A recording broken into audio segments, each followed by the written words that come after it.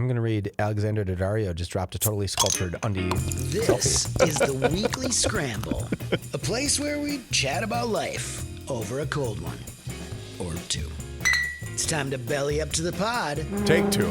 with Mike Fratelloni and your host, Chris Reavers. All right, let's try this again, shall we? My name is Chris Reavers. That is Mike Fratelloni. This is the Weekly Scramble, and you are the only guy in the greater Minnesota area that's looking forward to the next 3 days because of the apocalyptic snow event that they're forecasting for us. Snownomi, Yeah. Snowpocalypse. Whatever it's I don't called. even know what you're going to call this one.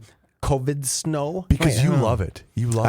I do. It is, I'm going to tell you, it's really fun.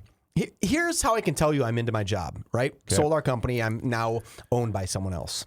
I'm so into my job that I still am excited about snow, right? I'm still excited that we're going to drive a ton of business because, I mean, what's really interesting this time around, so we're recording Tuesday at like 2 o'clock. Not No one snow's flake. happened. Not one flake has fallen yet. But we've been extremely busy. I mean, like selling out of stuff and getting more stuff in busy. To the point where when you open the doors, were people rushing in? Not rushing in, but Okay. people are calling. I mean, we sold hundreds of snowblowers in the last couple of days. I mean, Really? and we've had years where we've sold 200 snowblowers a whole year, and we've sold more than that in 2 days. I mean, Wow. it's like crazy numbers, right? What's interesting is all the big boxes and all like the Targets and the Walmarts of the world, they've been out of the snow season now for a while. Yeah, they transitioned to Easter. Transitioned. They're selling Easter, right? And the Home Depots of the world and the Menards, they're really diminishing the amount of space because they need to set for spring. Spring is our moneymaker. That's our Christmas season. So they get out of it. Fratelloni's sticks around. We like to go deep in snow. We go as hard as we can, right? I was going to ask about that. When do you transition? We'd go, right? It's kind of funny because you'll actually see grass seed on our shelves, but it will have shovels leaning in front of it, right? And we keep those shovels out as long as we Right. possibly can. Right. This storm is going to be a doozy, and we are excited for it. I'm kind of excited for 21 inches. That would be kind of cool, too. In fact, there's a Twitter account that I follow, and his name is Bo Cole. He is a meteorologist, and his Twitter account is Bo Knows Weather. Nice. And so, he just tweets out funny, interesting facts once in a while because weather happens to come up and the climate happens to come up on occasion on Garage Logic. And he said this. He sent this out 5:20 yesterday, and it is the top 24 snowfalls in the Twin Cities from 1884 to current day 2023. And I thought this was interesting. He says, I've never been a huge stats guy, so correct me if I am wrong, but if we get over 21.1 inches from this particular storm, it would place us at number 2 for storms since 1883. Really? Which I found fascinating. Obviously, number 1 is the Halloween blizzard from 1991, which 28.4 inches of snow fell from October 31st to, when was it, November 2nd? Yeah, Whatever it just was. kept going. 21.1 was in 1985, November 29. I oddly remember that. I remember people referencing it because it was right around Thanksgiving in 1985. And then, of course, the most recent one was the 2010 17.1 inches that collapsed the Metrodome roof. Oh, I saw that. Back then. So I thought that was Memories. kind of interesting, the fact that this could and has the potential to be the second biggest snow event. That'd be really cool. And I'm at the point where, okay, you know Bring it what? on. If we're going to get this type of snow, then let's make it historic. Yeah. Let's not get, 18, because then it's like, well, No. that's still a pain in the ass. Yeah, nothing would be worse than hitting 20.5. Right. When all we needed is another half an inch. Like, let's go here. Let's go. If we're going to go, let's go all the way. In fact, if it's even going to be 21, then make it 30. And let's eclipse the go. Halloween Yep. blizzard. And then let's have some questions about global warming and global cooling. Right. Because now we really question what's going on, because that would be an epic storm. So let me ask you this. Talk to me. During the COVID era, you guys all worked from home except for you, right? You I came in here. every day. Yep. Okay, so if we get into Tsunami World, Snownami World, and everyone else is stuck someplace, can you do that from home, or does someone has to still get here to run the board? Well, the benefit we have this particular week is the fact that Joe's not here. He already has the week off. So he is. So I have been doing best ofs yesterday and today, and I'm planning on doing it tomorrow because I don't think I don't think the heavy stuff's coming down for a while. I don't think it's going to really hit the fan until late Wednesday afternoon, early Wednesday evening, to the best of my knowledge. In that event, then Thursday is the day that's in jeopardy. Okay, so you could just say everybody be at home, and then I'll record because you have to be here. Someone has to be here. Yeah, because Joe is planning on being gone tomorrow anyway. Okay, but on Thursday, could he record from his home? Well, again, it depends if he's able to even get home. Okay, so can I give you a little advice for the Garage Logic podcast? Sure. When you are announcing a best of, and maybe some guys have missed the last couple of days, you have to say, Joe is not sick. Joe did not break something. Joe is not leaving us. Mm-hmm. Joe just happens to be doing something different. Because I'm listening to, all of a sudden, I get the podcast Monday morning, and it's like, best of, and I was like, wait, something wrong with Joe? Like, I get nervous. Is that wrong of me to should worry I about text Joe? you directly? That... No. But I can't be the only guy who thinks, uh-oh. No, you're not. You're not. But if you just threw out that, hey, hey, he's fine. Nothing's wrong with him. Yep. He's just doing something different than working on the podcast. I should do the opposite of what Tommy Mischke did years and years ago when he filled in on Garage Logic. And just said Joe was dead. And announced that Joe has died. Not funny. I mean, I wasn't working here at the time. I think it's hilarious because I didn't have to deal with any aspect of it. If I would have, although you'd have to know, if you didn't know Mischke, so you didn't know what kind of a neat, interesting fella he was, right? You would think, Joe died, which would be horrific. Right. I don't know why I care so much. I mean, I like Joe. You really do. You're a P1. Yeah, I am a P1. I kept using that term the other day. I was at an event, and I was like, this person's a P1. And then I realized that P1 means like the number one listener of anything. You are in the top tier of dedicated listeners to a specific either station or show. But I was using it like I knew what it meant, but I don't know what actually P1 means. It actually it ranges from P1 to P4. Okay. And that means, P4, I occasionally will flip to that station. Okay. Or that podcast. Sure. That's kind of what that means. Okay. But I just what does P, is that percentage one, person one? Actually, I don't know what. Okay, good. Then I don't feel really so bad. don't know what that stands for. I should know. I've been in this business long enough that I should know what that means. I should be able to say it then to somebody because if you don't know what it means, but I at least knew the definition of what it was. You're in the biz. I can say I'm in the biz. On. That's right. There you go. Speaking of death, yesterday it was announced that former Minnesota Vikings owner Red McCombs had passed away at the age of 95. And I only bring this up because, yes, I do have a Red McCombs story. Do it. So this was shortly after he had purchased the team in, was it July or August of 98? Whenever it was. Okay. Whenever he purchased the team, he came to Mankato. All right. And this was right before I had moved to Mankato in the fall of 1998. And it was me and some friends. We went to Vikings training camp. And I had been to Mankato, 10 million times before, but this was the first time I was coming as a student. I'm gonna live here eventually. So we were scoping it out. That's gonna be my dorm that somebody's leaving in. Yeah. That's exactly where I'm going. So we came to town. It was me and a couple of friends to scope it out. Hey, let's go have lunch at B-dubs and let's do this. And so whatever. So we came to town, and obviously I had heard the news because I'm a huge Viking fan.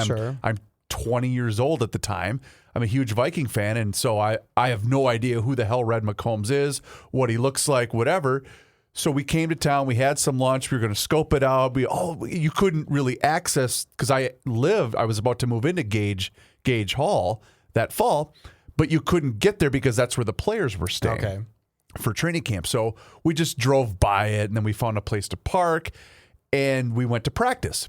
For the Vikings were practicing that day, so we go to practice, and I'm standing there, and I can see the Royces of the world and all the media nerds were there to get quotes, and Randy Moss was a rookie that year, so there was a lot of people kind of huddled around him, and obviously everybody knew who Randy was, and all of a sudden I say, well, who's this old guy?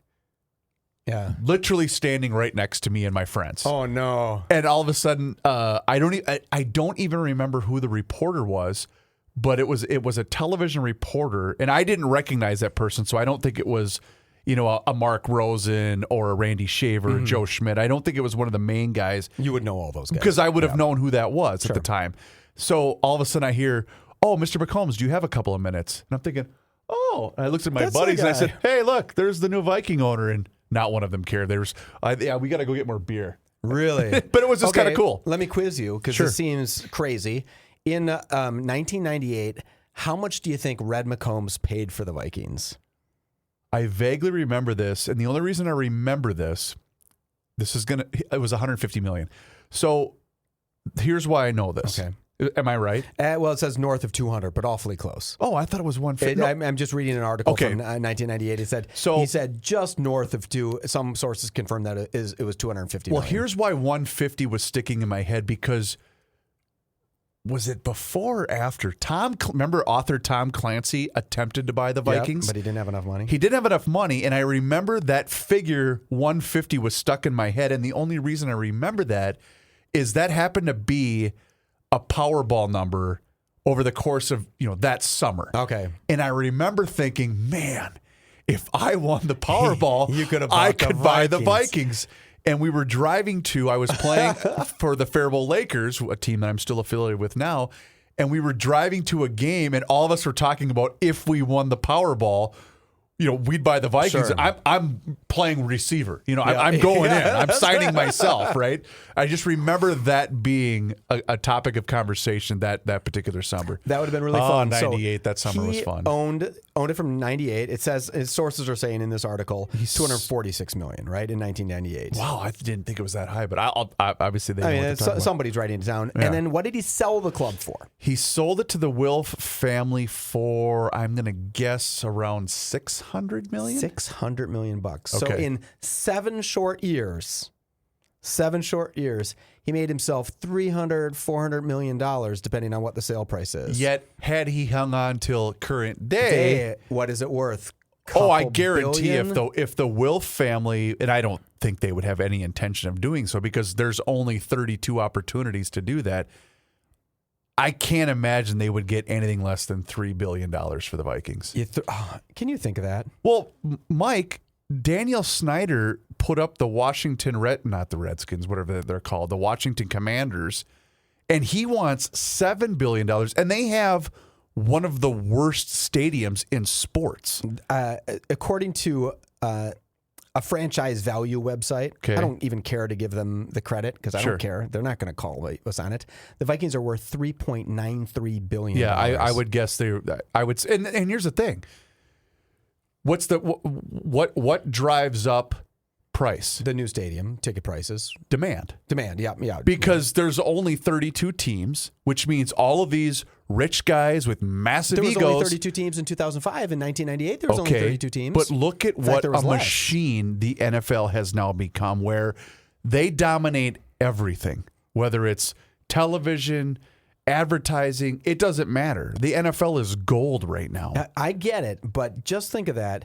Since when Red sold the team in 2005, it's only 18 years ago, it's gone up almost tenfold, right? From a little less, eightfold.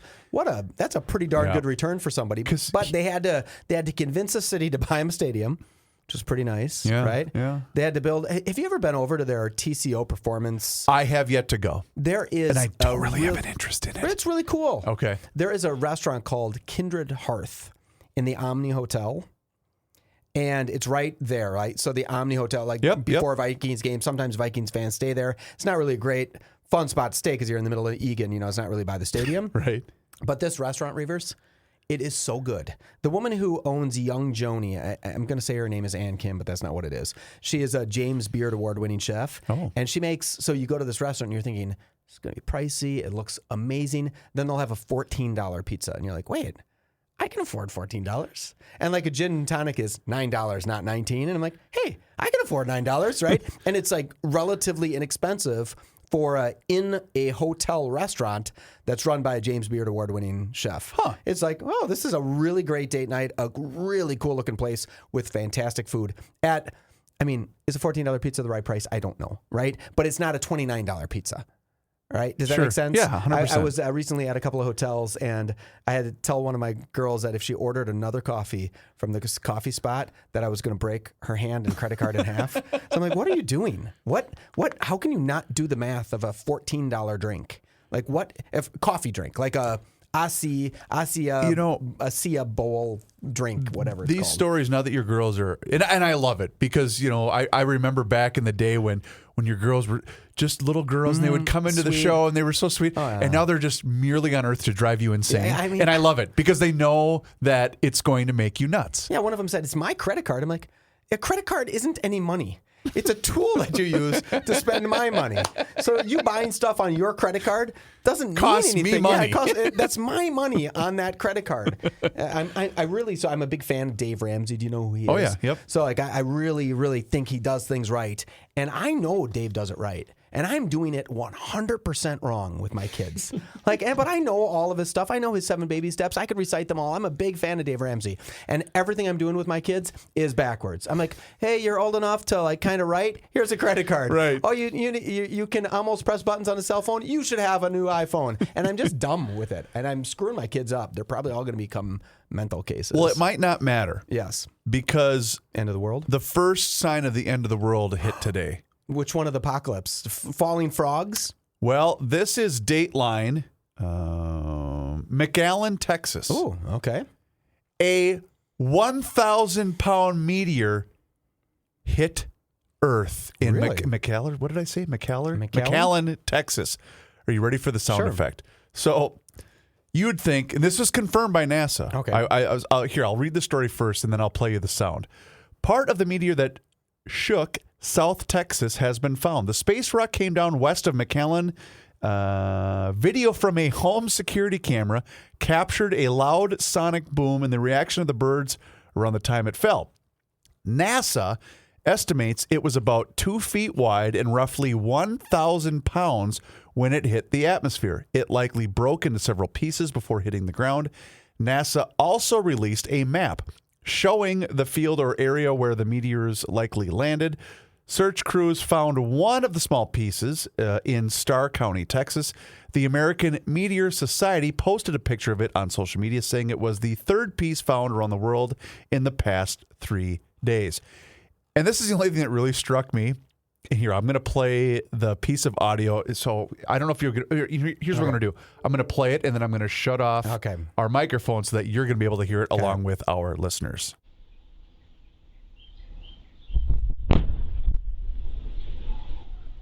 All right, so that's legit. Yeah, that sounds cool. But here's what I found fascinating and hilarious. So you're NASA. Mm-hmm. You're confirming that this happened. Yep. That this 1,000-pound rock came into Earth's atmosphere, at likely broke up. 29,000 miles an hour or whatever.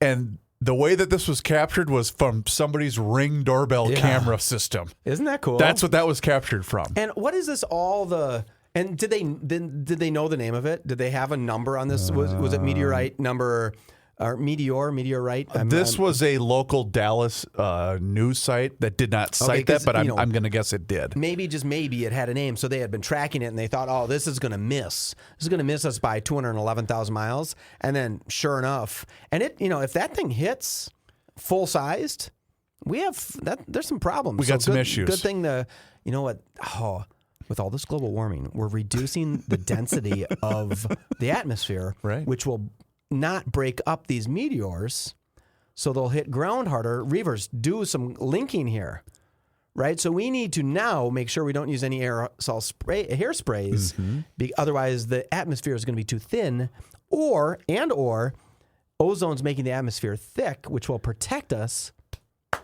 I just cured it. We're going to have a little bit hotter Earth, but we'll be protected for meteor. Is it meteorites or meteors? What's the difference between a meteor? Isn't a meteorite a subset of a meteor? Is it when it hits the ground a meteorite? Boy, that's way above my pay grade. I'd kind of like that up because there has to be some difference, like a stalactite and a stalagmite. Those are two different things. One of them sticks up from the ground, and one of them sticks down from the roof of the cave. From the sky, and a meteorite has hit the ground. Why do you do this now? I'm going to look this up. I don't know, but that's very interesting. Meteorite.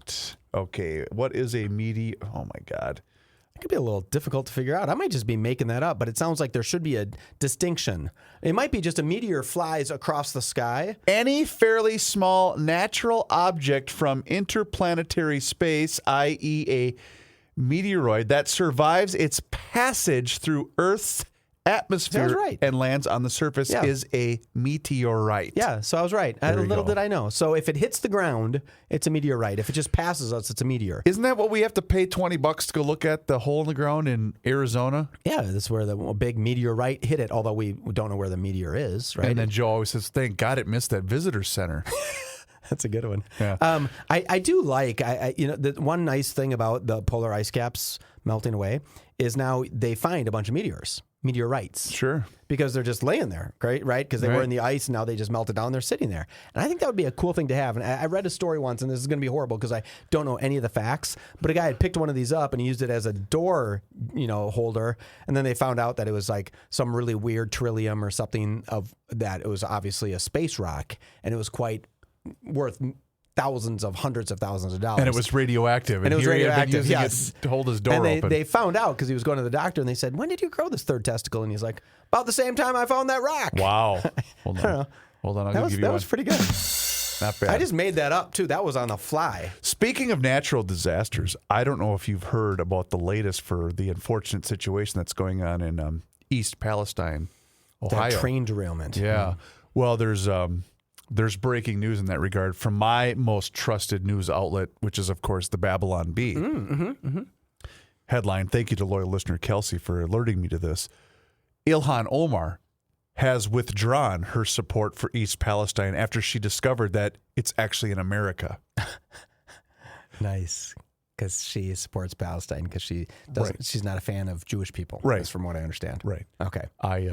See, John Haidt and I disagree about the Babylon Bee. He doesn't think the Babylon Bee is funny, and that's why he's wrong and I'm right, because they're hilarious because of headlines just like that. The only thing I don't like about the Babylon Bee is you can't tell anymore. What's fact and what's Honest to fiction? God. Yeah, you're right. Right? I mean, sometimes they're like, oh, in fact, it would be an interesting expose, Reavers. You should maybe get a team of scientists together. Oh, yeah. Of researchers. Me and my team. And go back to the Babylon Bees and say, well, this happened. This happened. This happened. This is no joke. Okay. So we were talking on Garage Logic about inflation.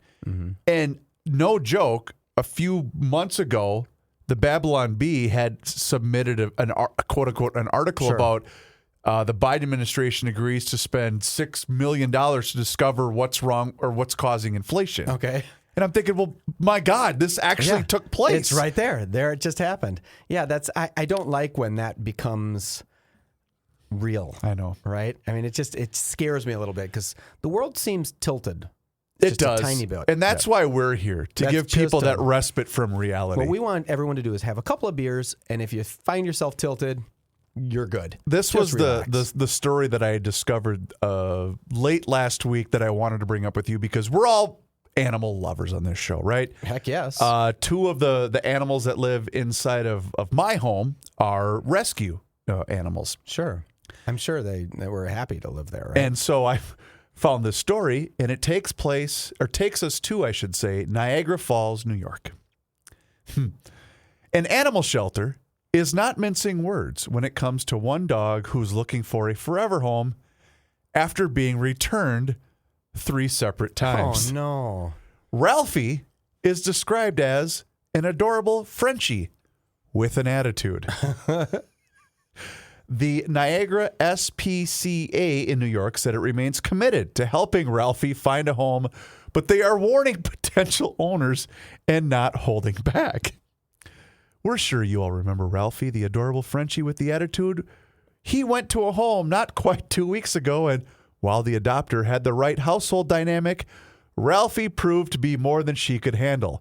Kudos to her, though, for making the right decision. There were some bad choices made by both, but they parted ways amicably. He took the CDs and she kept his sweatshirt. So anyway, quote, "We don't actually have too many nice things to say, so we're just going to come out with it," the shelter wrote on its Facebook page. He's a jerk. Not even a half jerk. He's a whole jerk. Really? Everything belongs to him. If you dare test his ability to possess the things, wrath will ensure. If you show a moment of weakness, prepare to be exploited. Sounds fun, doesn't it?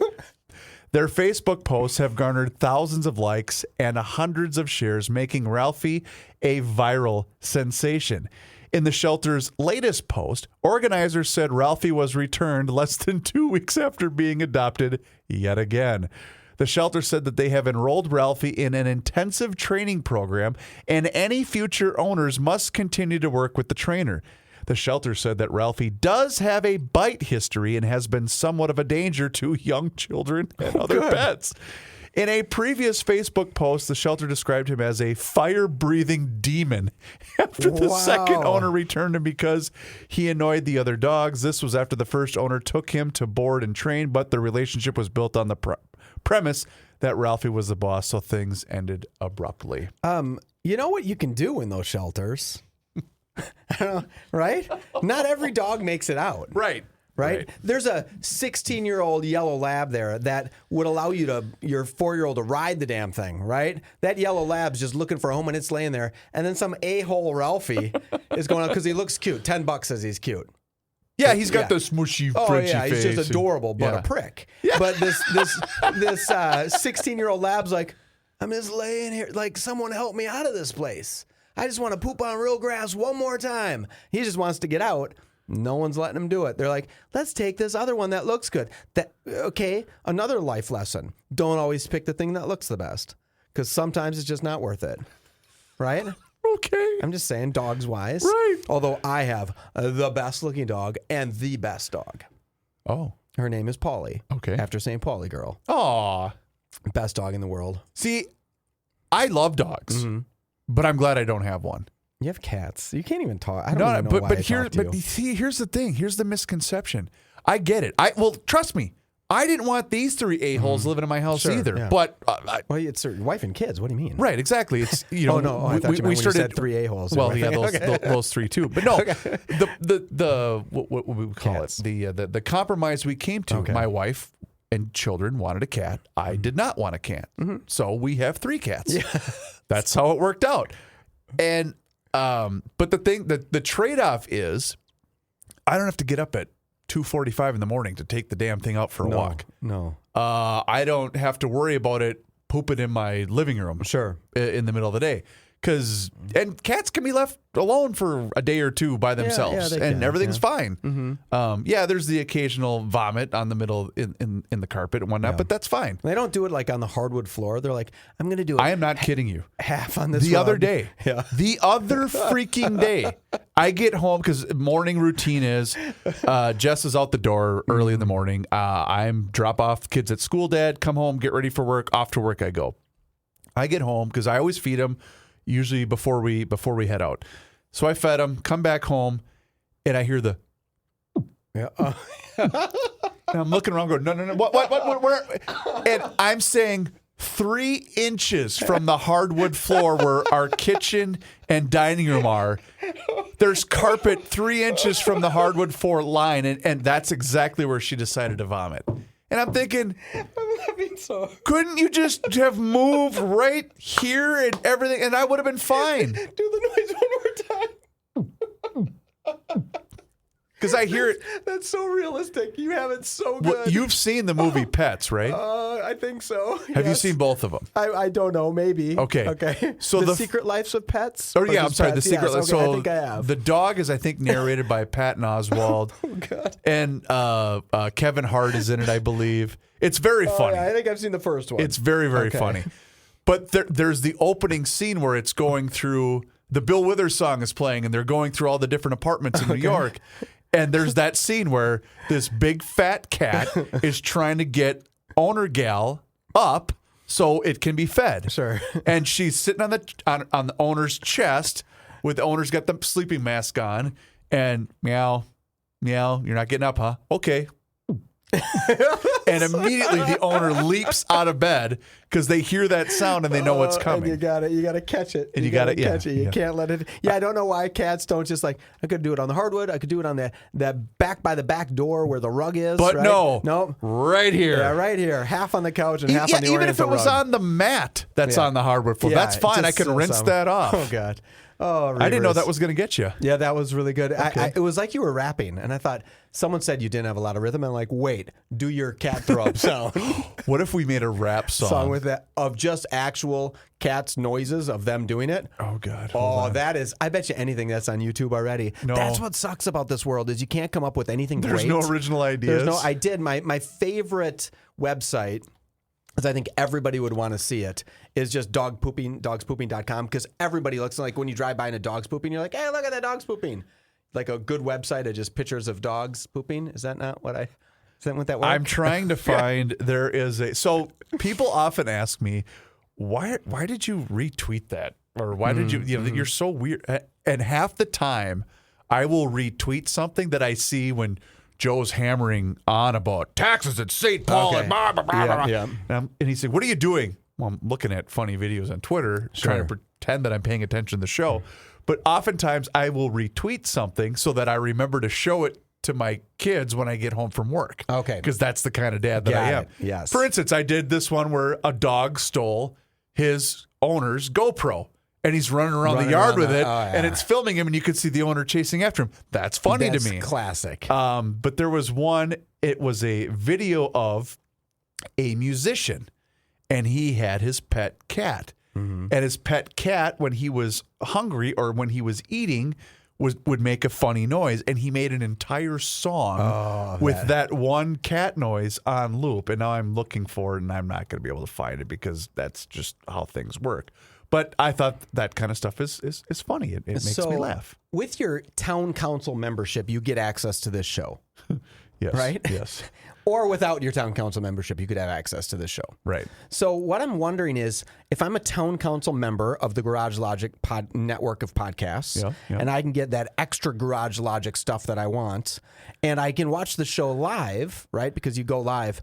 Why can't I call in? Because no one's here to answer the phone? Is that the answer? Right. So why can't they throw one guy in the office next door and let him be a call screener? Are you hating me for this?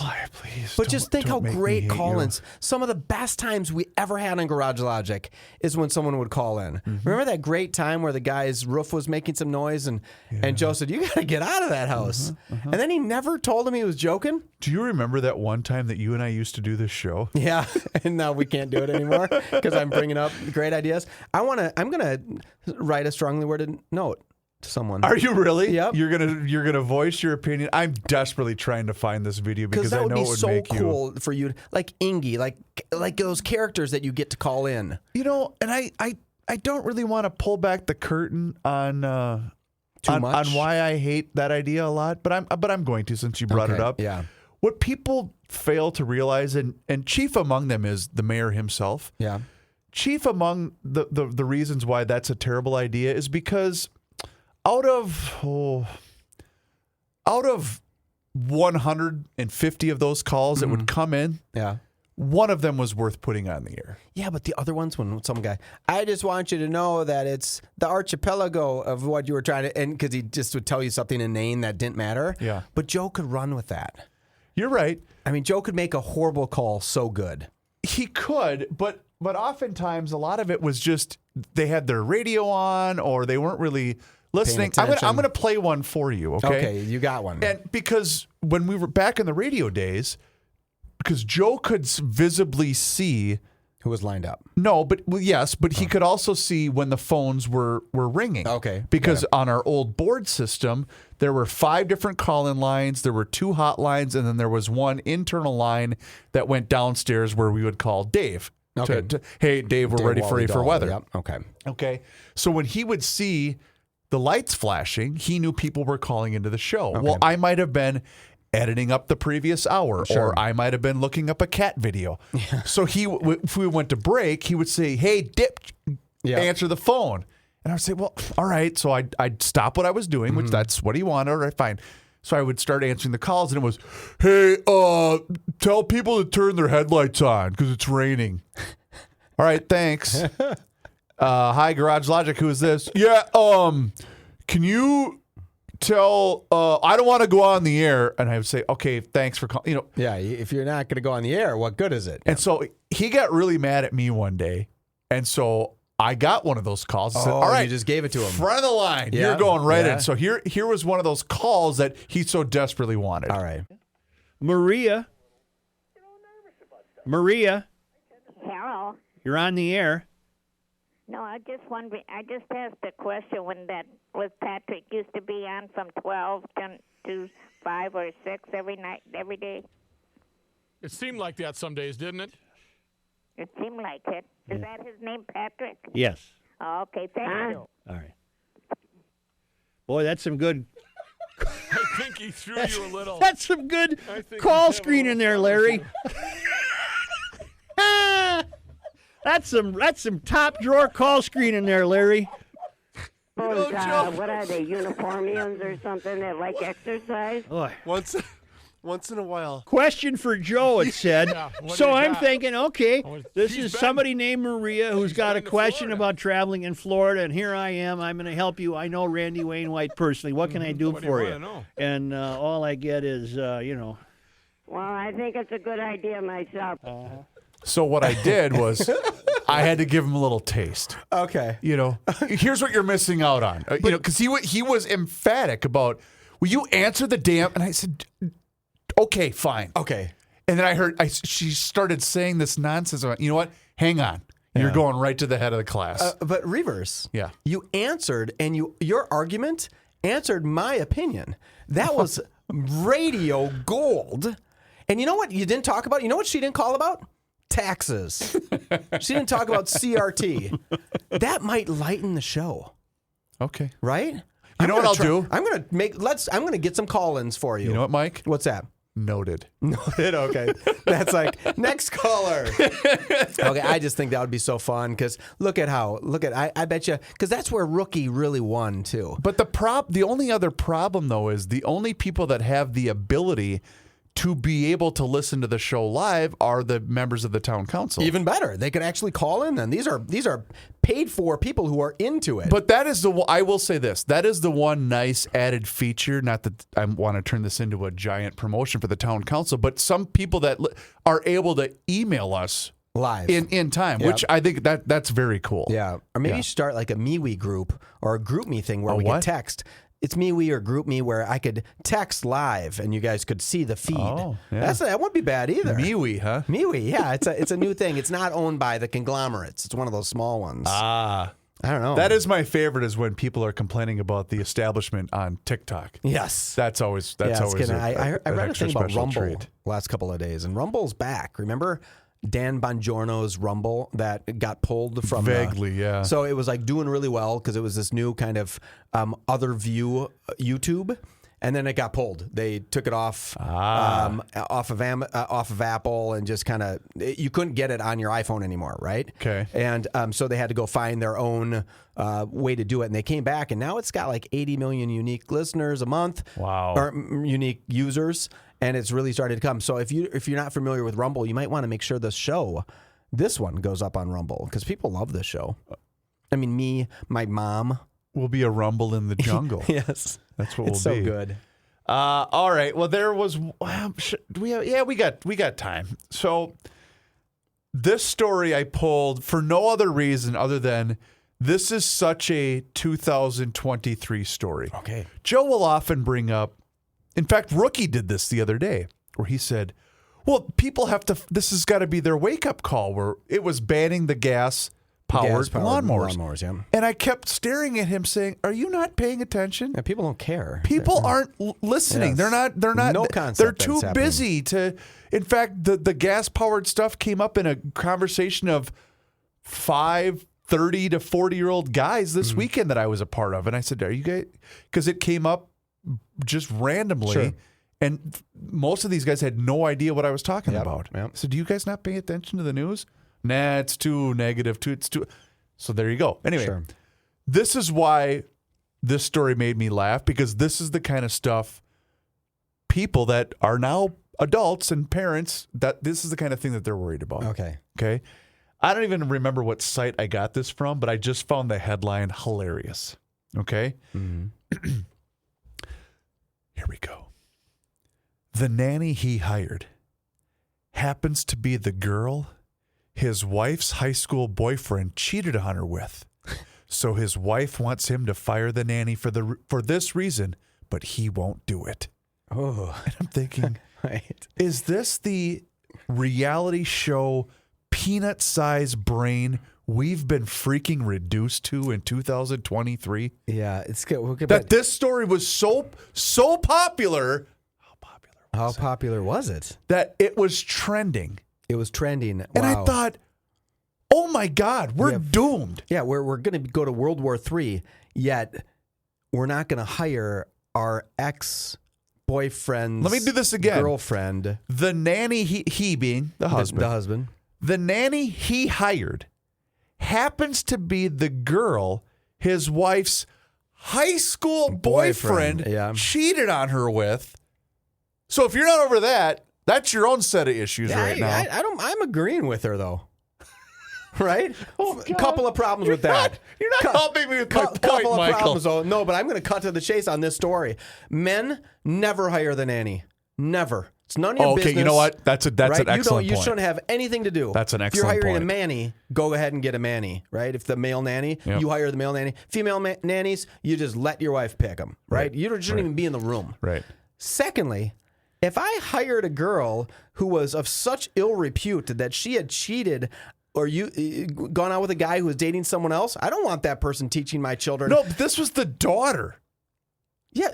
No, wait, no. This wasn't the daughter. I thought this was the girl. The nanny he hired. Yes, the nanny he hired, the woman he hired. Happens to be the girl his wife's high school boyfriend. Oh, wait, I'm sorry. You're right. Yeah. Okay. So this nanny, slut, slept with this girl's ex-boyfriend in high school.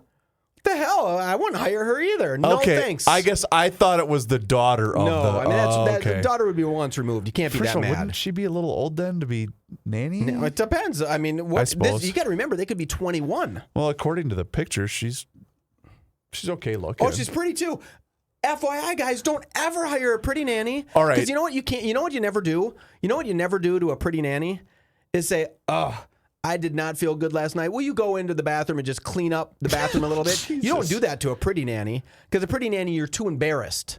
You know, my underwear that I left on the floor, pick those up. But a not great looking nanny, she's doing all that stuff for you. I do remember it was a time when I don't think William was in school yet, but it was one of those deals where we either didn't have daycare coverage and our parents weren't able, and so Jess had called around and was referenced by someone that she knew, and I remember the great young woman that came to watch our boys for the day came to our house, and I felt really awkward just being there without Jess being there. Of course, and I just thought I gotta go. I gotta go to work. Yep. You know what I mean? Like I just remember feeling awkward just being there. Well, I told you that when I was married, we had hired a young gal who was a chef, and we said, hey, it would be better to have someone come in and help us with meals. Sure. And she was kind of a nanny / chef thing. And then all of a sudden, and she was pretty, but she, my wife is beautiful at that.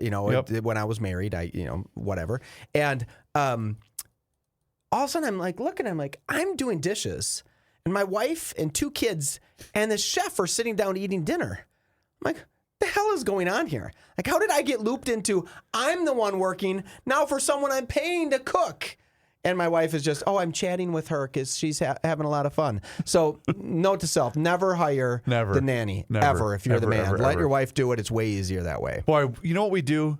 We change lives on this show. Yeah, we're doing community services. Thank you, Michael. Reavers, you're the greatest. Please do us a favor, rate and review the show wherever you happen to be listening to the Weekly Scramble. We would genuinely appreciate it. His name is Mike Fratelloni. My name is Chris Reavers.